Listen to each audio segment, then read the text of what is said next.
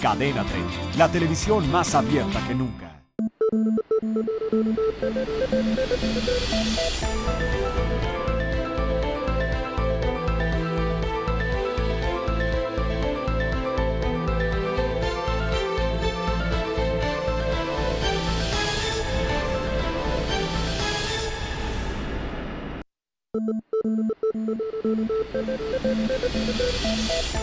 Muy buenas noches, soy Pascal Beltrán del Río, le doy la bienvenida a Círculo de Ideas de Cadena 3. En esta ocasión me acompañan Pablo Uriarte. Pablo.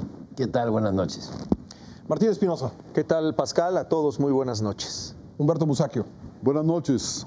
Ángel Verdugo. Buenas noches a todos. José Buendía. ¿Cómo están? Buenas noches a todos. Y José Luis Vargas. Pascal, compañeros, buenas noches. ¿Cómo están? Pues esta semana los maestros disidentes representados en la Coordinadora Estatal de Trabajadores de Guerrero se manifestaron contra la reforma educativa aprobada por el Congreso del Estado que dejó fuera sus propuestas. Lo hicieron con violencia en contra de las sedes del PRI, del PAN y del PRD, así como del Movimiento Ciudadano, y también atacaron instalaciones de la SEP estatal. ¿Cómo entender esta reacción de los maestros, Pepe Buendía? Pues lo primero, creo que subrayar digamos que el fenómeno. Creo que lo que nos llama la atención en lo que está sucediendo, lo que vimos durante la semana, es el nivel de violencia que se generó en Guerrero. Que además no ha sido solamente en Guerrero, ha sido también en Michoacán y ha sido también de alguna manera en Oaxaca. En la UNAM, en Oaxaca, distintas causas, distintos problemas. Por una parte, la parte de la reforma educativa, la UNAM es otra cosa. Oaxaca, lo que vas a decir, hay incluso la posibilidad de que empiecen a haber brotes, incluso en otros estados donde también ha habido resistencias a la reforma. Ahí está Morelos, el Estado de México, Zacatecas, Chiapas. Zacatecas y Chiapas. Y creo que un punto central para, digamos, abrir la discusión, creo que sería partir de ¿y por qué se está generando este nivel de violencia en distintos lugares del país? Por supuesto, la primera respuesta o la primera consideración seguramente tiene que ver, es una cosa bastante extendida, el decir, bueno, pues es que el nivel de impunidad es el que está generando este nivel de reacciones. Podría agregarse también que fenómenos como la pérdida, digamos, del monopolio de la violencia por parte del Estado en los últimos años, por el crimen organizado, pero también por grupos de ciudadanos armados de autoprotección, es otra de las causas. Tercera, la utilización, eso sí, desde la década de los 90, quizá desde el zapatismo, de manifestantes que se ponen capuchas. Bueno, todos estos fenómenos me imagino que inciden en poder explicar qué es lo que generó ese nivel o está generando ese nivel de violencia. Pero me gustaría agregar uno más.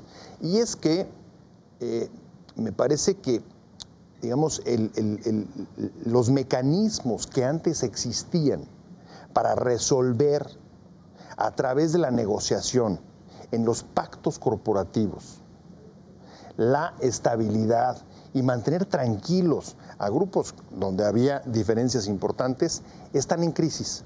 Y precisamente uno de los grupos corporativos por excelencia pues han sido precisamente los maestros. El otro grupo que no estaba dentro digamos, de los pactos corporativos, pero también hoy está reaccionando con mucha violencia, son los jóvenes. Dos sectores, uno que pierde, digamos, ese mecanismo de negociación y otros que nunca estuvieron, con un problema ahí de empleo y de futuro grave. Entonces, me parece que aunque podamos, digamos, condenar y exigir que haya acciones inmediatas para sancionar y evitar la impunidad, no podemos dejar de ver que de fondo creo que lo que estamos asistiendo es a la crisis de un modelo de negociación que dio estabilidad con el procesamiento de demandas de grupos distintos. Y eso me parece que es lo que emparenta a muchos de las reacciones violentas que estamos viendo en el país. Pablo, ¿estás de acuerdo con Pepe? ¿Se agotó el modelo de negociación? Es posible, lo veo un poco sofisticado para un asunto tan agresivo, tan burdo y tan violento. Lo que veo yo es que, primero, ¿por qué lo hacen? Porque se los permiten, es básico. Y segundo, veo una conjunción que no la habíamos tenido antes entre el grupo magisterial, la guerrilla y el narcotráfico. O sea, lo digo con todas sus letras. ¿Pero dónde lo ves eso, José? ¿Cuáles son un poco tus pruebas, tus elementos? Mis elementos son: los grupos de autodefensa están formados por guerrilla y por narco. Los grupos de autodefensa, que son distintos a las policías comunitarias, que tienen, pero desde hace décadas, quizás siglos, las policías comunitarias en comunidades indígenas desarmadas, por cierto, no tienen nada que ver. Ahí no hay comunidades indígenas de la Costa Chica. No, no. Estos surgieron de la noche a la mañana y surgieron al calor de los enfrentamientos entre grupos de narcos, al calor de nuevos sembradíos y mayores sembradíos de marihuana y amapola en la zona de Guerrero y Michoacán, y al calor de esta lucha, pues, entre el ejército y el crimen organizado, Lo que había dicho ha dejado Pablo, desprotegidas. Perdón, ¿no? es que en Guerrero estaba claramente identificado con el ERPI, con la guerrilla, y en Exactamente. Michoacán con el narco. Pero ¿tú ves en Guerrero también la presencia del narco en los autodefensas? Sin lugar a dudas, en mi opinión. ¿Por qué? ¿Quién es el beneficiado con esto? Primero, no es cierto, como se planteó, que protestan contra la reforma educativa. Es un cuento. O sea, no hay tal privatización de la enseñanza. Nadie se va a jugar la vida a la calle, nadie va a incendiar edificios de partidos, la Contraloría de la SEP, nadie va a agarrar, a tomar La Procuraduría, la Procuraduría con ese odio porque quieren un instituto estatal de evaluación educativa. No, eso es cuento. Tomaron la primera reforma como gran pretexto para crear un clima de inestabilidad y para que el gobierno, los órganos de inteligencia tengan que estar ocupados en aplacar y en ver movimientos sociales y no la verdadera. Este es un pulso, en mi opinión, escucharé las suyas, es un pulso con el narco y desde luego con la guerrilla, que ya lleva ahí bastante tiempo. Se les fue en banda, esperaban mucho de López Obrador. López Obrador nunca fue a la violencia como ellos esperaban, y ahora pues van ellos y van con el narco. José Luis, ¿tú cómo lo ves? Bueno, a ver, yo las imágenes que vi en la semana, me parece que hace mucho que no se veía algo con ese grado de, digamos, de vulgaridad, de falta de respeto a una noción básica que es el Estado de Derecho. Es decir, lo que vimos me parece que es una cuestión desbordada, en la cual, primero, evidentemente hay una ausencia del Estado, independientemente de a quién le competa. Y segunda, lo que vemos pues es una anarquía, desde mi punto de vista, de cuidado. Creo que básicamente cuando me refiero a falta de noción de derecho de Estado, es evidentemente de los vándalos que cometen estos delitos, pero también de los ciudadanos que no exigen y también de las autoridades que en todos los 150 minutos de las grabaciones que sacaron las televisoras, pues no se vio una sola autoridad cruzarse más allá de un bombero por ahí. Y eso después. Eso después. Y yo recordaría, y perdón por el tecnicismo legal, pero pues tenemos medidas de emergencia en la Constitución. Está el artículo 29 constitucional que prevé que ante casos graves donde se desborda el orden, existe una facultad del presidente de la República que ¿Estaríamos en ese caso para ti? Suspensión de garantías. A mi juicio sí. ¿Por qué? Porque tenemos un gobernador que no sirve, o sea que no podemos estar esperando que vaya a actuar. Queda claro que no lo va a hacer. Y entonces pues es una potestad del Ejecutivo, del Gobierno Federal, tener que actuar, pero tener que actuar pensando, yo digo, ya no en la negociación, como dice Pepe, que hay que buscar que no se agote la negociación. No, yo creo que la negociación se agotó hace tiempo. Y yo lo que creo que ahorita hay que ver son los derechos de propiedad de todo esto que desmanes que hicieron y los derechos de terceros de la gente que va a acabar, como dicen, están buscando la víctima del muerto, pero el muerto va a acabar siendo un civil que no tiene nada que ver con el movimiento o los daños, como ya dije, que se han ocasionado. Ángel, el secretario de Gobierno y el propio gobernador de Guerrero han dicho que no intervino la fuerza pública porque había infiltrados en el movimiento, estaban armados y eso podía provocar muertes. ¿Tú cómo lo ves? Hay un refrán muy conocido que dice que desde que se inventaron las excusas, se acabaron los tontejos, para no utilizar el sonoro adjetivo. Aquí, desde que se inventaron las excusas, se acabaron los gobernantes irresponsables, cobardes, timoratos, que incumplen su función primordial y primaria, que es garantizar la seguridad de los ciudadanos. Dicho de otra manera, hacer respetar el Estado de Derecho, etcétera. Entonces, las excusas pueden ser esas y otras, y las que sean. El cambio climático, llovió, no llovió, hace mucho calor. Ahí en estas autoridades que mencionó ahorita José Luis, faltó el presidente municipal. Claro. Es decir, y también hay que señalarlo, el gobierno federal. Porque resulta, ahora que nomás es el gobernador, que hay que averiguar si está sobrio, ¿no? Hay que averiguar esa sentencia de Manlio Fabio, hay que averiguar si está sobrio. Pero el gobierno federal, es decir, al final de cuentas, en el discurso del presidente de la República, ayer en la Convención Nacional Bancaria, dice el señor gobernador o algo así, cuente usted con el apoyo que le hemos dado y le seguiremos dando. ¿Cuál apoyo? ¿Cuál? O sea, ¿dónde está ese apoyo? Si de manera impasibles, pasivos totalmente. Un día, ¿no? Un desalojo de autopista. El miércoles hace 4 días, ¿verdad? Así es. Pero nomás hubo un desalojo donde el hoy famoso Espartaco, sí, que tiene nombre de película y de novela. Pero dice uno, ¿dónde está eso? No, que llegaron 2,000, que llegaron 1,500 y que estamos preparados. No es cierto. Entonces, los 3 órdenes de gobierno, pilares fundamentales del Estado, han abdicado de la responsabilidad primordial que tienen frente a la sociedad. Entonces, de ahí todo lo demás, como decía el general Obregón, el primer error es el que cuenta, lo demás es consecuencia. Entonces dice uno, bueno, ante eso, y como alguien dijo, creo que fue Pepe, cuando dice, bueno, ¿por qué la gente, o creo que fue Pablo, cuando dice, ¿por qué hacen eso? Porque se los permiten. Pero no solo eso, les pagan por hacer eso.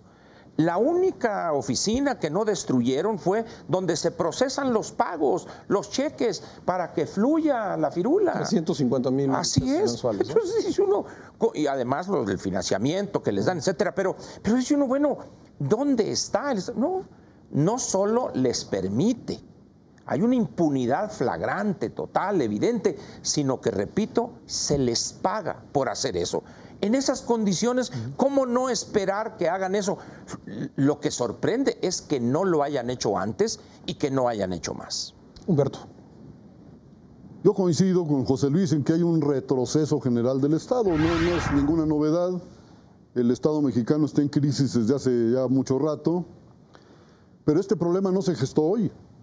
Este es un problema viejo, el de Guerrero, muy viejo, tiene décadas.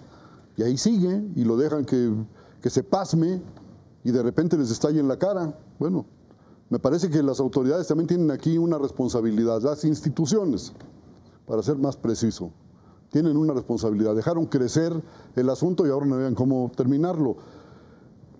Si le siguen pagando a los profesores, me parece que eso entra en contradicción con la hipótesis de Pablo, de que ahí está metido el narco y la guerrilla. Pues, ¿para qué? Si reciben dinero del gobierno, ¿para qué necesitarían del narco, de la guerrilla? Pero es otra cosa, ¿no? Lo que él señala. A ver, no me interrumpas, por favor. Pero esa es una hipótesis esa es una hipótesis que tú planteaste aquí, pero que está caricaturizando. sin demostración. Yo no conozco no se ha presentado una sola prueba, no veo en ninguna parte en los periódicos que yo leo que se demuestre que la guerrilla está ligada a este movimiento o que el narco esté detrás. Por favor, seamos ahí más cuidadosos porque una hipótesis de esas en manos de un gobierno represivo puede ser gravísima. No, ahora, también creo que esta pasividad, por llamarlo de alguna manera, de las diferentes autoridades respecto del movimiento es por miedo. Por miedo, porque bueno, puede ser la represión, por muy legal que pueda ser, resulta contraproducente cuando se emplea a destiempo.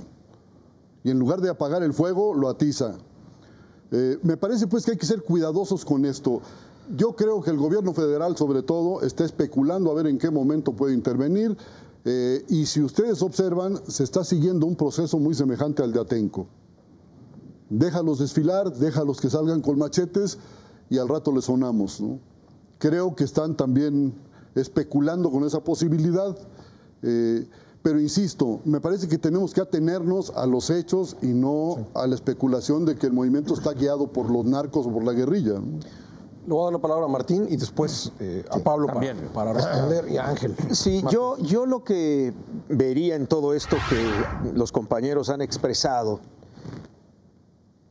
hay un gran desgaste de las instituciones mexicanas que le impiden incluso al Estado, por más buena intención que tenga, el aplicar las herramientas jurídicas legales para poder contener a grupos que, vinculados o no al crimen organizado o a la guerrilla, están generando problemas de desestabilización social. Me queda muy claro lo que está pasando en la UNAM y que luego vamos a analizar, es el reflejo de una serie de mecanismos desgastados, como decía Pepe, de que ya no dan más para poder negociar bajo los mismos términos que se negociaba en el pasado, incluso reciente, y poder solucionar un problema social, legal, constitucional, que hoy se nos va de las manos. O sea, ¿con qué herramientas el nuevo gobierno puede resolver todo este problema que tiene mucha cola atrás, incluso de inteligencia del Estado?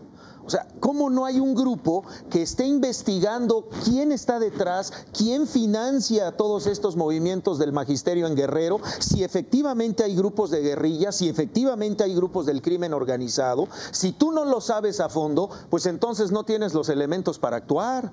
Ahora, si como dice Pablo, hay narcotráfico y hay crimen organizado, ahí están las herramientas legales para proceder, Pablo, pero ni siquiera las utilizan, porque yo creo que ni siquiera tienen la información exacta de qué es todo lo que está confluyendo en el conflicto de estos señores de la CETEG. Evidentemente hay toda una ideologización atrás, hay todo un discurso muy viejo, izquierdista, comunista, etcétera, que alimenta todo este tipo de cuestiones y que son pasto seco para que con cualquier chispa se prenda. El problema que yo vería es el Estado mexicano no tiene las instituciones necesarias o ya se desgastaron para poder resolver inmediatamente con la ley en la mano este problema que la sociedad misma está exigiendo que ya se resuelva. Bien, me dice la producción que tenemos que hacer una pausa, así que regresando le doy la palabra a Pablo Iriart y Ángel Verdugo para responderle a Humberto Musacchio, que traen ganas de responderle. Regresamos. Regresamos después de una pausa. Esto es Círculo de Ideas, no se vayan.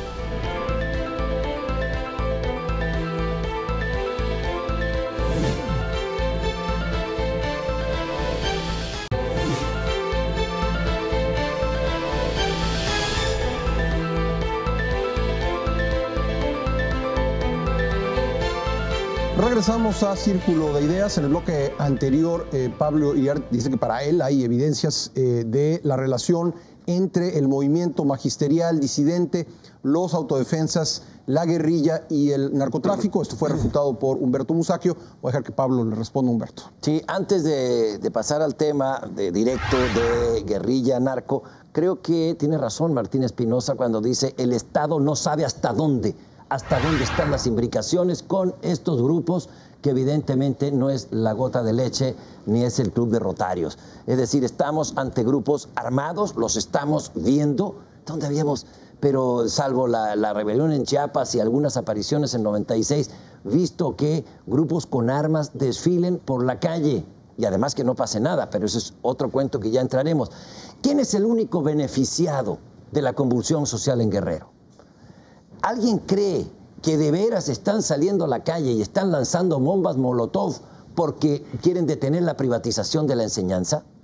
¿Alguien cree que los grupos que están armados, son más de 100 grupos de autodefensa, son más de 100 grupos de autodefensa en la Costa Chica, los que anunciaron que bajarían cuando los maestros se lo pidan, que esos grupos armados están realmente convencidos de que la educación se va a privatizar y van a ir con sus armas, que ya han desfilado delante de la autoridad incluso, para defender la educación gratuita, que no está a discusión?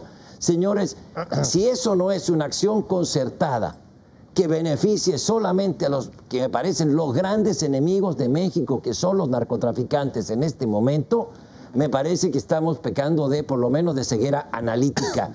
Ahí están los hechos. Los grupos de autodefensa que se han creado ahora, supuestamente, bueno, no supuestamente, porque sí hay una indefensión enorme en las comunidades, pero no han agarrado a un solo miembro del crimen organizado. Algunos se la creyeron. En la cuenca del Tepalcatepec los enfrentaron y los arrasaron. Bueno, ¿por qué? Porque se fueron por la libre. Esto está, desde luego, organizado. No hay evidencia deductiva más clara que esa. ¿A quién le sirven? ¿Quién es el gran beneficiario de esto? Ángel. Como decían o como se dice en la novela negra, que algo conoce Humberto de eso, cherchez la femme. O sea, cuando hay un crimen o seguir la ruta del dinero. Yo coincido en ese sentido con Pablo. Pero cuando Humberto adopta esa actitud pretendiendo descalificar cualquier proyección, es una hipótesis no comprobable.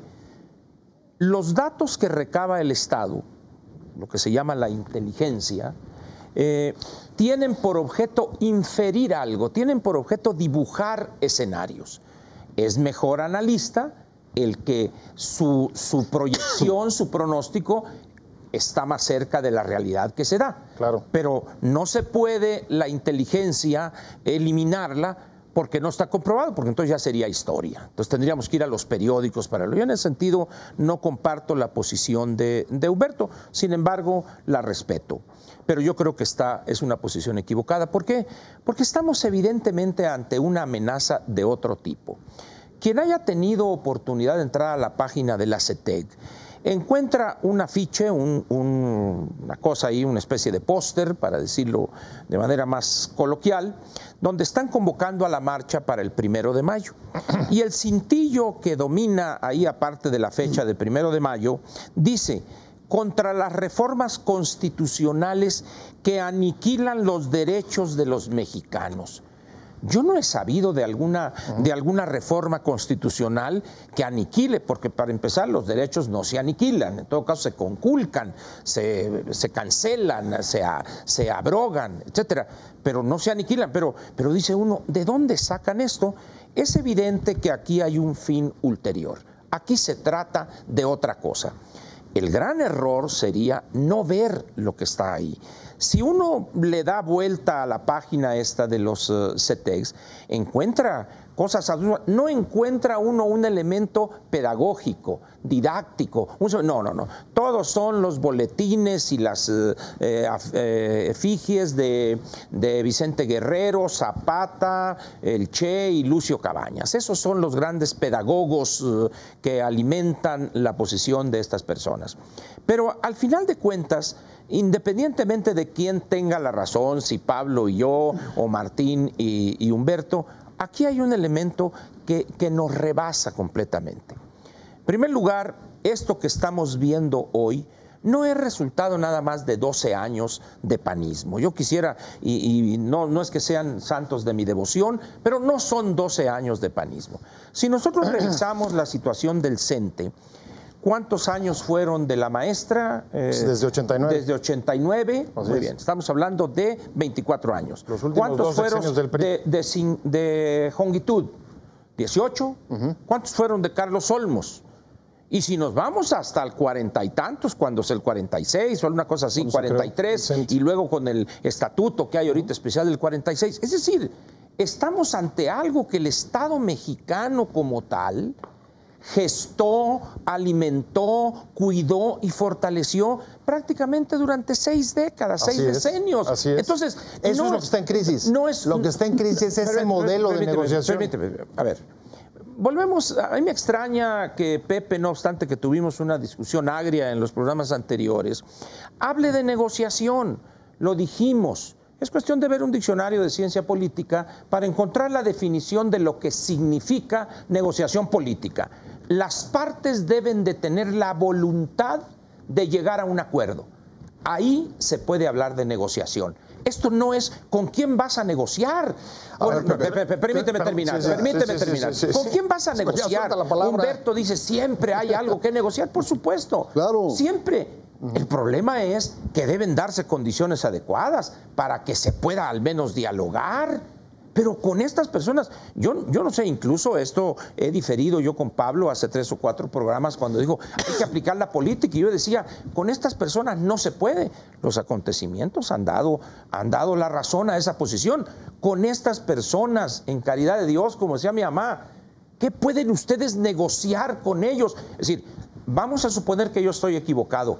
Vean las imágenes, vean las declaraciones, vean la actitud y la conducta. No son más de 2,000 o 3,000 personas. Por eso cuando tú dices los jóvenes, otra vez esas generalizaciones que llevan a conclusiones equivocadas. A ver, Pepe. A ver, me gustaría una rápida precisión porque creo que confundió los términos, Ángel. Sí, yo soy el A ver, tarugo, no hay problema. no estoy hablando de negociar, lo que estoy diciendo es que el modelo... Si dijiste negociación, permíteme, el modelo de negociación. Ahí voy. El modelo de negociación que prevaleció las últimas 6 décadas, como tú bien dijiste, creó parámetros que permitieron procesar demandas de estos grupos y generar incluso privilegios, que son los que están hoy en duda. No es tanto, evidentemente, el rechazo a la reforma educativa, sino perder privilegios como el control sobre las plazas de los maestros y incluso en términos generales el control de la educación. Están perdiéndolo todo en términos de sus privilegios. Eso es lo que está en crisis desde mi punto de vista, Ángel. El que antes el Estado, las instituciones, tenían una serie de mecanismos que les permitían mantener el control sobre estos grupos gracias a darles el control de la educación, permitir que manejaran las plazas y prestaciones el flujo de dinero. 3 meses de aguinaldo. En algunos lugares ya no es sostenible. Efectivamente. ¿No? ¿Qué sucede? Que la misma sociedad mexicana está en contra ya de que se mantenga esta clase de privilegios por las consecuencias que está viendo para la educación. Y el Estado, las instituciones, el poder público, se ha ido quedando poco a poco sin los mecanismos con los que antes contaba para controlar. ¿Qué o cuál es la perspectiva hacia Pero el adelante? mecanismo para controlar era darles. Tú decías, Claro, dárselos. por supuesto. Pero La a reforma 32 educativa, estados. ¿qué ¿Por hace? qué el incendio es en 3? Claro, porque ahí es donde ha estado, digamos, donde está la parte de la coordinadora, que es un grupo mucho más radicalizado, que tiene una historia incluso distinta al CENTE, más organizado y que ha tenido una respuesta mucho más fuerte frente al quiebre del modelo de negociación. Humberto. Y no es de hoy, sino de los últimos años. Humberto Busac. Yo no voy a entrar en pormenores, quiero insistir en que los movimientos sociales no se gestan porque alguien con una varita mágica los concita. Los movimientos sociales surgen porque hay un sustrato, porque hay problemas, porque no se han resuelto demandas ancestrales. Por eso surgen los movimientos. Sí, pero se pervierten también. Se pueden pervertir. Yo creo que debe terminar su argumentación. Los movimientos sociales no surgen porque los narcos o un gobernante, un político, un partido le digan salgan a la calle a ver miles y armen un escándalo. Las cosas nunca son así. O porque se ven afectados los intereses. Bueno, nunca son así las cosas. Los movimientos sociales tienen causas que afectan a mucha gente. Y también hay intereses y privilegios. Hay un caldo de cultivo, sí. Y los intereses y privilegios inciden en el conjunto, pero hay problemas. A ver, Pablo, Guerrero, y después José Luis. los estados donde está vigente la rebeldía magisterial y los movimientos sociales son precisamente estados donde hay problemas muy viejos que no se resuelven y vienen los sexenios y cambian los partidos y ahí sigue igual. No me parece casual que en Guerrero hayan incendiado no solo el local del PRI y del PAN, sino también el del PRD, que es el partido que se supone gobernante en la entidad. ¿Por qué? Porque los partidos no están dándole respuesta a los problemas sociales. Si dejamos pasar eso, bueno, creo que no entendemos el asunto, por favor, ¿no? Hay un caldo de cultivo, evidentemente, en todo el país, y si hilamos fino, en todo el país podría haber levantamientos. El punto está en a quiénes sirven. ¿Quiénes son los beneficiados? La familia michoacana en Michoacán, ¿cómo surge? Surge como un grupo de autodefensa ante un embate de otro grupo exterior, que eran los Zetas. Y se corrompió y quedó en esto. Hacia allá veo que va el movimiento guerrerense. Como lo que ha sucedido en Colombia. Tenemos el patrón colombiano que lo vimos, donde la guerrilla colombiana, pues, totalmente hubo una simbiosis con el narcotráfico. ¿Sí Esa es una verdad no demostrada, por favor. Una verdad no demostrada. ¿Cómo? Bueno, las FARC y la... El gobierno colombiano ha insistido en eso, pero no lo ha podido probar. ¿Cómo no? Las FARC sacan a través de Venezuela cocaína para surtir Europa. Es decir, si empezamos a negar eso, bueno, también... Nos sacan los paramilitares, que son grupos formados por el gobierno colombiano. Por supuesto que sí.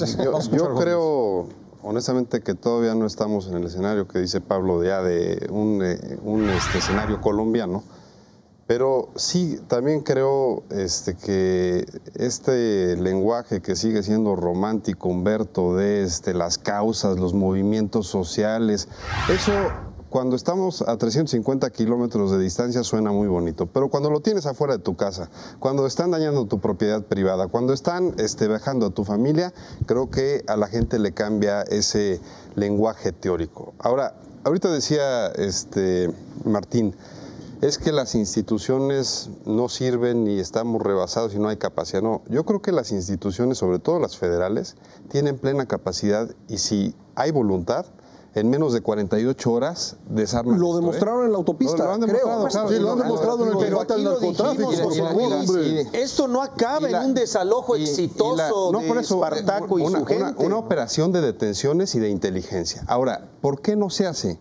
Porque creo que es la pregunta clave, pues porque todo el mundo, nadie quiere pagar el costo, precisamente por argumentos románticos como los de Humberto, es decir, por las causas sociales, porque a cualquiera que haga como funcionario público su deber, que es aplicar la ley, entonces lo van a involucrar, lo van a meter a la bolsa de Echeverría, de Miguel Nazararo, desde la represión, cuando estamos en otra hipótesis, en otra hipótesis. Es mi... A ver, sin negar que históricamente ha habido movimientos sociales en el estado de Guerrero, yo lo que preguntaría es si 2,000 maestros que hemos visto movilizados, y si están movilizados en la defensa de sus intereses, que es, como decía Pepe, la pérdida del control sobre las plazas, si podemos caracterizar esto, Humberto, como un movimiento social. Es una pregunta. Forman parte del tejido social, por favor. Pero eso es otra cosa. Él está no es otra cosa. La familia michoacana también forma parte del tejido social, por favor. Sofismas. A ver, la pregunta me parece muy pertinente. Me gustaría ponerlo en estos términos.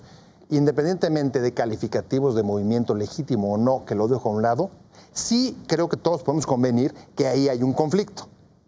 Hay un conflicto de intereses, de posturas, que está teniendo expresiones de altísima violencia. Frente a un conflicto, el poder político tiene instrumentos legales. ¿Dónde están? Así es. Y la primera pregunta que uno se haría, si se extiende, como dice Pablo, a otros estados, ¿el Estado mexicano va a tener capacidad para ir reprimiendo de estado en estado todos los focos de rebelión y violencia que se gesten? Yo creo que no. Pero independientemente te diría, tampoco creo que se pueda sostener y resolver un conflicto solamente a partir de la fuerza. Todos los estados, además de la ley, lo que tienen son mecanismos para procesar y resolver conflictos. Eso es América Latina, 11 conflictos al mes nuevos en promedio en toda la región.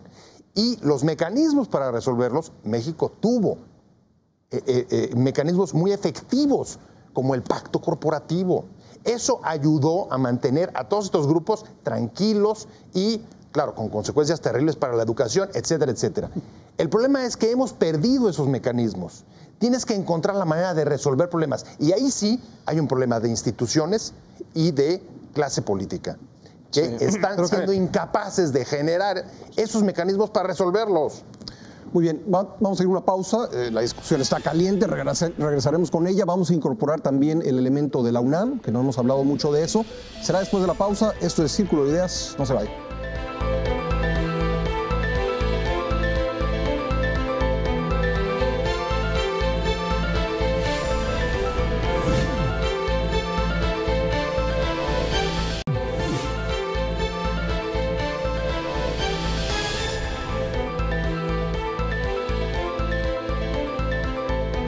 Regresamos a Círculo de Ideas. Estamos hablando sobre el conflicto magisterial en Guerrero y otros estados. Ángel Verdugo, tú querías decir algo. Sí, otra vez, yo creo que este no es un problema de si vamos a entrar en una definición sociológica de qué es un movimiento social o no.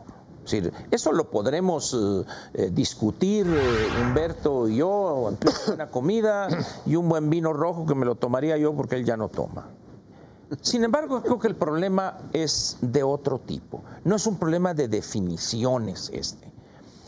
Estamos viendo una realidad la cual, y lo saben perfectamente las áreas de inteligencia del Estado mexicano, por más que se diga que Fox y Calderón desmantelaron el aparato, el Estado siempre conserva áreas donde la inteligencia se genera, se recopila y se guarda. Entonces, en ese sentido, hay que aceptar que el ejército en la sección segunda o el Estado Mayor tienen una inteligencia. Y por otro lado, hay otros países que tienen también inteligencia sobre México, sus agencias especializadas. Yo creo que ese no es el problema. Lo que pasa, lo que sí coincido, estamos ante una situación donde el miedo a pagar el costo político de una situación que el mismo Estado generó, donde han participado todos los partidos políticos, todos. Es decir, aquí de repente el personalizar o el focalizar en un partido me parece un acercamiento erróneo, equivocado o unilateral o imparcial, como quieran decir. En esas condiciones, creo yo, repito, estamos aquí, para aquellos que conozcan más o menos cómo se gesta una guerrilla, etcétera. Es evidente lo que se quiere buscar. Evidentemente, Humberto, es una hipótesis no comprobada, pero es un pronóstico que los hechos están diciendo que hacia allá van.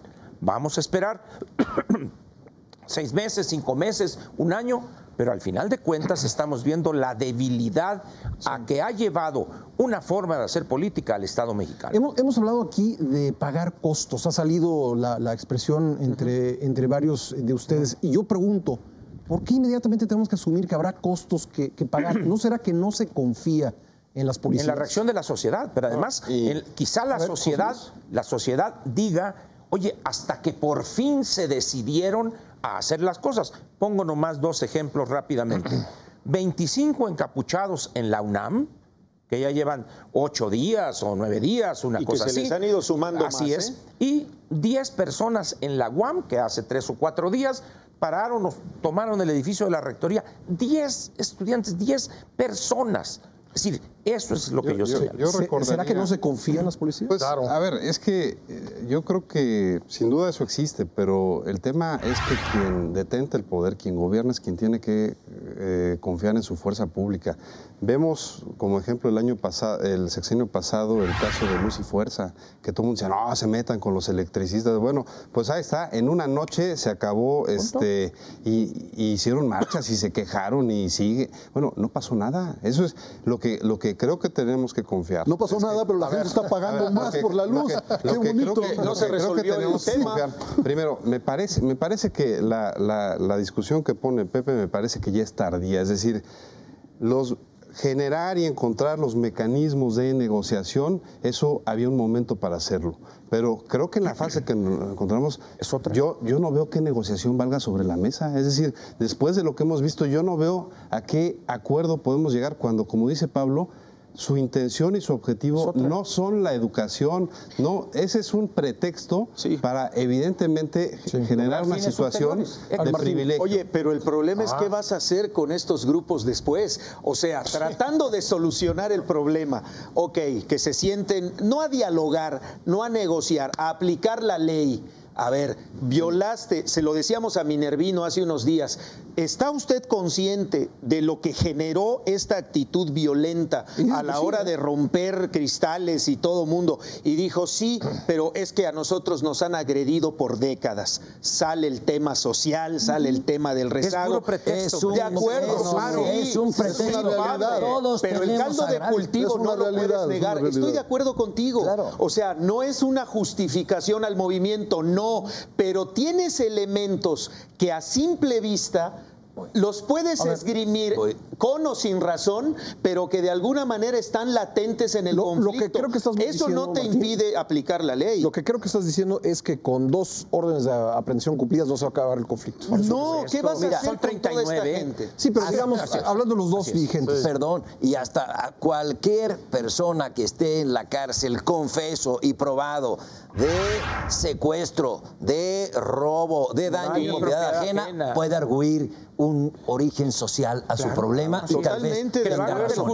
Y se le puede atribuir a una causa social porque son parte del tejido social, como dice Humberto. Pero son detrás de ello hay todo y si un vamos caldo a de eso, cultivo. la reacción de la sociedad. ¿Por qué? Me parece la actitud equivocada de la autoridad de no actuar y actuar en su momento.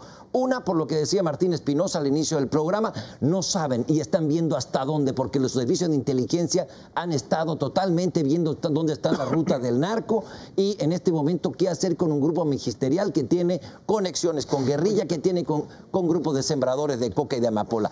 Ahí hay un problema serio. ¿Por qué? Porque no saben hasta dónde actuar. Y luego entonces, la reacción de la sociedad, ¿cuál va a ser? Por supuesto que no tenemos policías capacitadas, hombre, no tenemos policías capacitadas, pero para investigar absolutamente nada cuando siempre se usó el tehuacanazo. Ahora hay que investigar. ¿Qué hacer ante un movimiento social?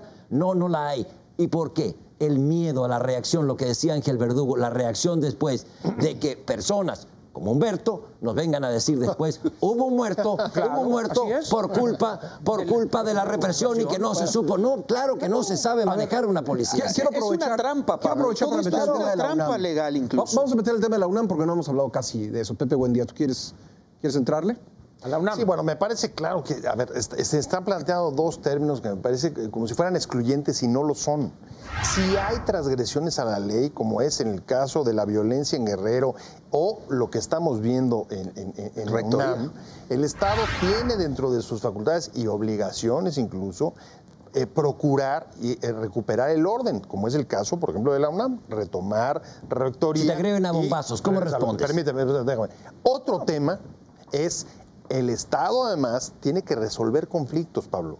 Y no están peleados, los dos van juntos. No es simple, porque es que lo otro es una simpleza enorme. ¿Cuál? Si hay alguien que sale y viola la ley, pues entonces hay que meterle al Estado, sancionar y meter a la cárcel y se acabó. Y cuando no hay posibilidad de negociación, ya se vio que no hay. En un país donde si algo hay déficit es de justicia. No, pero estás teorizando ante un incendio que tenemos en Chilpancingo, hombre. No, lo que estoy diciendo es que sí hay que aplicar la ley, que eso se puede, por supuesto. Entonces, ¿qué es lo que no hay que hacer? No aplicar la ley. Haciéndote cargo de que hay que resolver también conflictos. Bueno, obviamente. A ver, nadie está en contra. Nadie está en contra. La UNAM. ¿Qué es lo que tienes? Una toma de rectoría. Hay que restablecer el orden y hay que recuperar rectoría. Pero eso no va a acabar, en efecto, con problemas tan graves como los que están enfrentando los jóvenes en este país, de pérdida de... Pepe, pero si lo hubieran desactivado a tiempo... Lo que piden es que reinstalen a un tipo. Y en el caso de ese, además, recuerdo el dato que aportaba Pascal el otro día.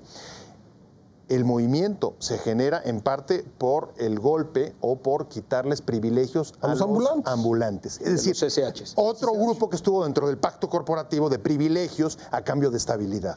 Ahí está otro ejemplo de cómo... No sé, yo no recuerdo que antes hubiera narcotienditas y qué es lo que hay. Y qué es lo que hay ahora. Quieren que se reinstalen a los expulsados. A los 4 o 5 expulsados. Que retiren por lo menos órdenes. Uno de ellos no puede, porque está en la cárcel, preso por robo en Walmart. No hay vuelta de hoja. Entonces, el pacto corporativo y vamos a la negociación, no, hombre, no se puede. Primero porque está en el bote. Otra vez afectar intereses de grupos. Ahora, hay una cosa aquí que olvida Pepe. Hay el caso de un muchacho que es toda una tragedia en sí mismo. Una persona que este muchacho, creo que su familia es de San Luis Potosí, fue de los participantes en los disturbios del 1 de diciembre y trágicamente perdió un ojo. Es estudiante o inscrito, o como se llame, porque ya no sé yo qué es esa entelequia rara ahí con el señor filósofo. Se llamaba Fósil. Fósil, ¿verdad? El señor estaba inscrito en la Universidad Autónoma de la Ciudad de México. Aparece el 1 de diciembre en su calidad, en su profesión real de vándalo, y ahora aparece en la universidad. No es serio eso. Es que fíjate nada más, unos son vándalos, con propiedad. Es decir, ¿qué tenemos aquí? Personas que son profesionales. Paz y amor, ¿no están viendo el incendio? ¿Cómo le podemos llamar? Pues, o sea, estoy de acuerdo. ¿Cómo le podemos? Un joven inquieto que quiere lograr la emancipación de la clase obrera. Por favor. Es decir, estás ante una persona que está cometiendo delitos flagrantes. O sea, y estoy diciendo la carrera, el señor anda aquí, es un profesional de esa actividad. Entonces, ¿quién lo mueve, Ángel? Bueno, de acuerdo, pues, pero volvemos a lo mismo. Entonces entramos, es que hay que ir a los que mueven a la mano, a los que están ahí con un cucurucho negro. Por favor, ahí está el señor y está cometiendo de manera flagrante delitos, dañando al patrimonio de la universidad. Con toda la comunidad universitaria en contra, además. Así es. 150,000 firmas o 160,000 firmas. ¿Pero de y el qué sirven, Ángel? Es lo que estamos ¿De qué señalando. sirven? Y tú lo dijiste ahorita. No, ¿Por qué? levantamos Porque el hilos de rector, imagínate los políticamente correctos, cómo Bueno, pues él mira, va a invocar. yo- Y hasta luego ese dice- tiene derecho a protestar, y luego aunque dice, no espérame, afectar a Pepe, los demás. Y luego dice, Esa es la bueno, diferencia. pero que la PGR decida, ¿eh? Yo no decido. Gobernar en última instancia es tomar decisiones. A ver, No, José Luis, en primera. tú tenías un dato, aportaste un dato respecto de qué tendría que hacer la universidad en este caso. Hay un contexto. Respecto al tema legal, Sí. pues evidentemente el rector anunció que había denuncias, pero a ver, no olvidemos que la universidad también es una autoridad, es parte del Estado mexicano. Claro. Y en el momento en que surge un desmán como el que ocurrió, tiene capacidad de llamar a la fuerza pública, evidentemente, pues es... Como lo haría el presidente de la Cámara de Diputados. Claro, por ejemplo. lo que hay que entender es que la universidad no es autárquica, es decir, que no es un territorio aislado del país y de las leyes que gobiernan. Pero, a ver, un poquito... Oye, pero el MP se niega a intervenir, ¿eh?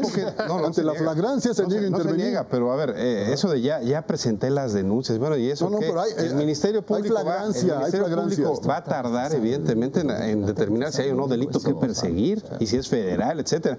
Pero, a ver, yo volviendo un poquito al planteamiento de Pepe, es que me parece, Pepe, que tu planteamiento es exactamente el mismo o muy similar al del doctor Narro, que es sí, pero no. Es decir, sí que se aplique la ley, pero no a los muchachos indefensos y sí sin violencia, porque la universidad no es violencia. Bueno, a ver, no puede haber puntos medios y no podemos estar en estos bandazos permanentes. Hay que recordar cuánto tiempo lleva, por ejemplo, en la universidad tomado el auditorio principal de la UNAM, que es el auditorio Justo Sierra, hoy llamado Auditorio Che Guevara. ¿Por qué? Porque el rector y las autoridades dicen, no, pobres muchachos. Y el anterior, y ahí todo alrededor es un nido de narcomenudeo, de una cantidad de ilícitos, y entonces esos ilícitos sí se permiten, pero en el momento que le toman las oficinas al señor rector, entonces se molesta porque las autoridades no intervienen. Yo creo que hay que ser congruente, yo creo que hay que definir muy claramente hasta qué llega la autonomía universitaria, que no llega a estos límites, y creo evidentemente que también las autoridades tienen que auxiliar a la universidad, sin duda. Martín. Yo veo en todo esto, y un poco retomando lo de Pablo, sin tener pruebas, porque pues sí es muy complicado a veces. Si el Estado no tiene los mecanismos y los hilos de la inteligencia, uno como reportero pues recibe evidencias, te hablan, te dan datos, pero a veces es más difícil cruzarlos.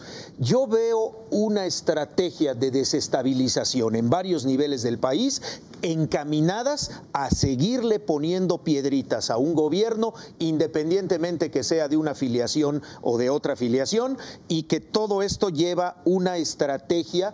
Qué coincidencia que a la par de lo que pasa en Chilpancingo empezamos a tener movimientos en la UNAM y luego en la UAM. La UAM, yo me di cuenta que el tema de la toma de la rectoría del plantel Iztapalapa no tenía el objetivo de crear el conflicto en la UAM, era para respaldar y tratar un poquito de jalar los reflectores hacia la UAM, reforzando el movimiento de los muchachos que estaban o están en la torre de rectoría de la UNAM. Sin embargo, y esto lo probó el hecho de que al día siguiente el puñado de muchachos encapuchados que toma la rectoría en Iztapalapa de la UAM, abandonan al final, le abren a los reporteros las puertas, salen por la puerta trasera y varios vehículos que ya estaban allá afuera se los llevaron y los muchachos felices, no pasó nada. Es que el objetivo no era tomar la rectoría de Iztapalapa de la UAM, era reforzar todo el movimiento que se pretende generar e incrementar en la Universidad Nacional. A ver, vamos cerrando, Pablo. Ojo,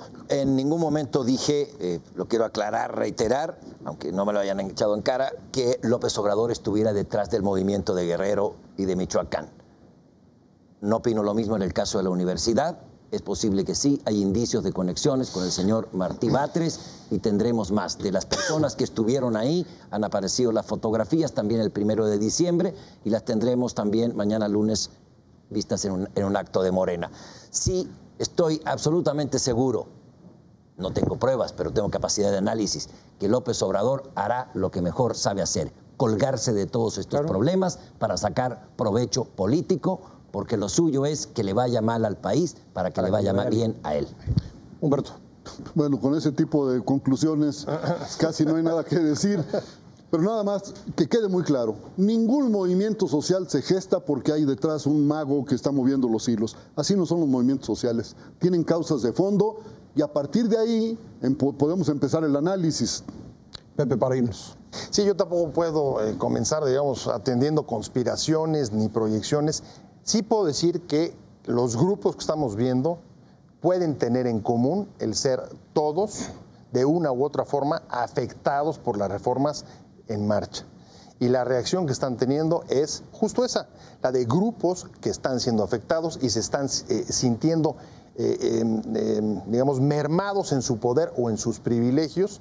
Y la respuesta que están dando es muy violenta porque no hay mecanismos para procesar las diferencias. Ángel, 30 segundos. 30 segundos, ya utilicé 4. Nadie ha dicho en este programa hoy, este domingo en la noche, nadie, no he escuchado a algunos, ni a mí tampoco me he escuchado, decir que los movimientos sociales surgen de la nada, Humberto. Así es que tu reiterada definición, yo no sé para quién va dirigida. Pues hay varias intervenciones en ese sentido, no, y tuyas también. Son las intervenciones y otra cosa es decir este movimiento social surgió de la nada. Eso sabemos. No, tú estás diciendo que quién sabe quién lo está moviendo, por favor. No de la nada. Le están poniendo padrinos. No, por favor. Muy bien, así concluye otra emisión de Círculo de Ideas. Lo espero el próximo domingo a las 9 de la noche, aquí por Cadena 3. Muchas gracias y hasta la próxima semana.